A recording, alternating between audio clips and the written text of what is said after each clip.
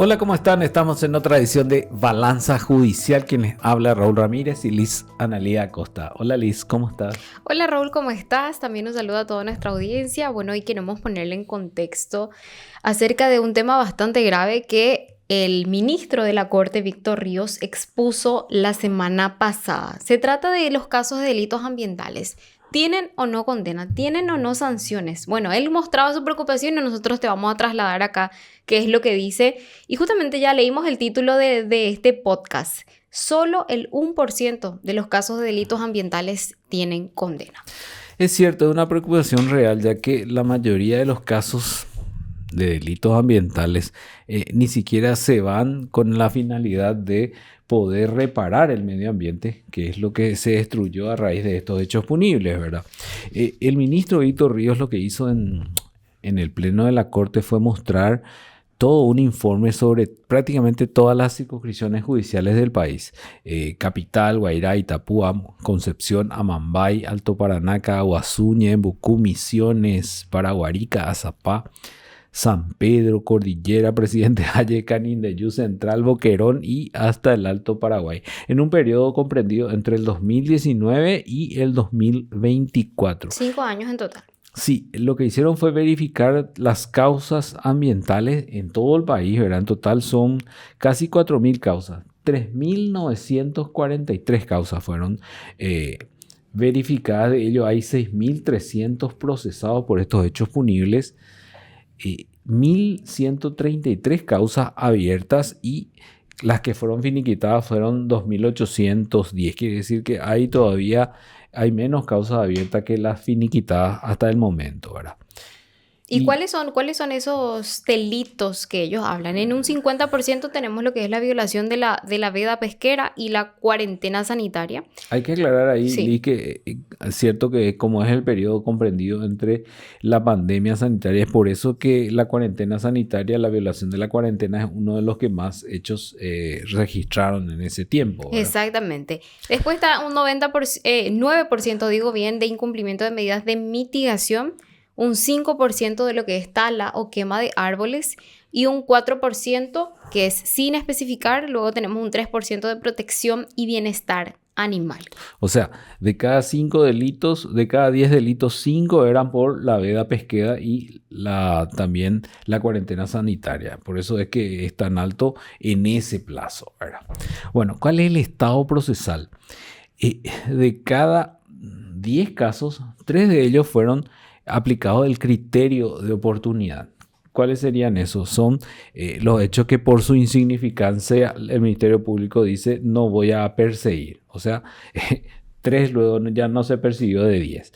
Otros 20, o sea, 19% es la suspensión condicional del procedimiento. O sea, si la pena va a llegar a 2 años, entonces, y podemos suspender la pena porque ya no suspendemos el procedimiento.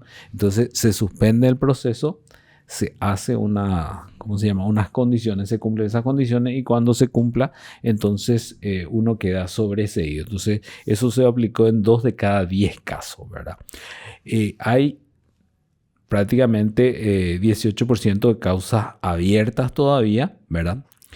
Y también hay 9% de desestimación. O sea, prácticamente 1 de cada 10 causas se desestima porque no constituyen, según el Ministerio Público, y un delito ambiental. 3% de sobreseimiento definitivo, o sea, no hubo hecho punible.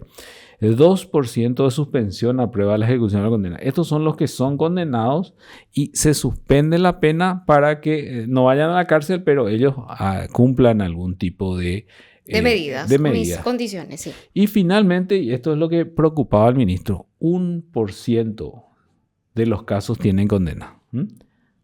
1%, ¿verdad? Y otro 1% tiene extinción de la acción penal. Esto es cuando pasó el plazo y no se pudo llegar a una condena en sí, ¿verdad? Y entonces, hay otros puntos también que son bastante preocupantes. Por ejemplo, de que en el 84% de los casos de estas causas que se investigaron o que se analizaron en estos 5 años, en el 84% se tomaron medidas sin criterio ambiental. El resto, en un 16%, sí, se tomaron medidas con algún criterio ambiental. Entonces eso es lo que resaltaba, solo el 16%. De 10 casos, 8 son sin criterio y 2 con criterio ambiental. ¿Te das cuenta? O sea, es altísimo. Estamos hablando de delitos ambientales. Claro, y el objetivo supuestamente es que retorne o que se pueda mitigar otra vez todo el daño que hubo, ¿verdad? Y no hubo estos. En 8 de 10 casos no se hizo, ¿verdad? ¿Qué es lo que tienen en cuenta para poder ver estas causas? Es la pregunta. Y de estas salidas procesales, pues la mayoría tienen salidas procesales justamente, entre el periodo que se investigó, ¿verdad? Casi 8 de cada 10 casos donde fueron impuestas unas salidas procesales fueron donaciones a entidades, puede ser hospitales y todo eso. Y hay un caso de 10, ¿verdad? Que no se sabe dónde se fue. ¿Qué se hizo? ¿Dónde se pagó? 6% donaciones de plantines y alevines. Alevines son las crías de peces pequeños, ¿verdad? 2% en compra de servicios ambientales, 2% por servicio comunitario y 1% es la recomposición ambiental. O sea, de todos los casos prácticamente nada se hizo para recomponer el medio ambiente y los delitos que se están dando acá son delitos ambientales justamente. Esa es la preocupación a raíz de estas estadísticas que se dieron, Liz. Entonces tenemos que en un 90% de las causas aproximadamente en un 90% de las causas no se tuvo ese criterio ambiental y luego ya para reparar el daño solamente en 1% se hace lo que es la recomposición ambiental. Sí. Y lo peor es que al final se realizan estas salidas procesales, vamos a decir. ¿Y qué es lo que hacen? Se donan computadoras a hospitales y esas cosas, pero no se devuelve al medio ambiente porque al final pues, es la reparación social. O sea, todo delito produce un daño social y eso es lo que se repara. Por eso es que se dice reparación del daño social y eso no hay acá. Te digo lo que dijo el ministro Víctor Ríos. Justamente en sesión de la Corte, él dice, es sumamente preocupante porque hay un mandato constitucional y sabemos perfectamente que en materia ambiental hay que repararla, porque está muy bien donar computadoras a hospitales, etc. Pero ni tu hospital te va a salvar de una hecatombe ecológica si terminas destruyendo el medio ambiente.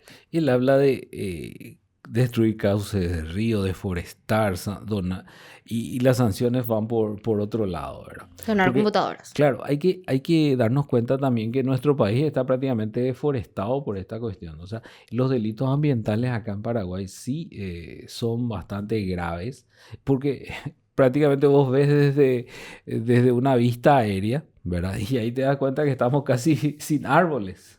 Más todavía en las zonas del interior, en las zonas del Chaco, por ejemplo, donde esta situación realmente es lamentable. Y se da después en la sequía o en el frío y todas esas cuestiones, justamente por este daño ambiental, ¿verdad? ¿Y qué dice también el ministro Víctor Ríos? Destruiste el cauce de un río, de un arroyo, deforestaste ilegalmente y la sanción es donar computadoras a escuelas, hospitales. No se puede perder de vista el mandato constitucional de la recomposición ambiental. Es una cuestión de vida o muerte para la humanidad. Y aquí tenemos que no solamente fue Víctor Ríos, también Eugenio Jiménez, Carolina Llanes, prácticamente todos los ministros coincidieron en esta cuestión. ¿Qué es lo que van a hacer? Van a remitir estos datos a través de la oficina interinstitucional para ver con el Ministerio Público una política diferente institucional. Porque hay que recordar que desde mayo la Corte también había remitido al jurado de enjuiciamiento antecedentes de 2 fiscales, ¿verdad? Laura Ábalos y Rolando Ortega, porque tienen un modus operandi similar. ¿En qué sentido? En que en el caso de la fiscala, por ejemplo, Liz, te cuento, en un caso de deforestación, 2.900 hectáreas era, ¿verdad? Tenía una acusación, tenía un pedido de juicio oral, pero llega a la audiencia preliminar, cambia la calificación justamente y pidió que los procesados tengan una suspensión condicional del procedimiento. ¿Y qué es lo que tenía que reforestar? ¿Cuánto? 10 hectáreas. 10 hectáreas de las 2.900 hectáreas que fueron deforestadas. y esa fue la salida que le dio. Ese es uno de los casos que denunció el ministro Víctor Ríos. El otro es el caso de... el fiscal Rolando Ortega, porque habla de que él tiene un mismo modus operandi, porque tuvo intervención específicamente en 2 causas. Una contra Julio Coronel Cardoso, que fue procesado por esta transgresión a la ley 716, que es la ley ambiental. Y otro contra otra persona, que es María Lucila Gamarra, acusada por delitos contra el medio ambiente. Ambos tuvieron salidas procesales. Y esas salidas procesales tampoco tuvieron una reparación del daño, ¿verdad? Entonces, queremos mostrar esto justamente para que se tome conciencia también del daño que están ocurriendo en estas causas ambientales. Asimismo, nosotros nos reencontramos en un próximo episodio, Raúl. Hasta luego.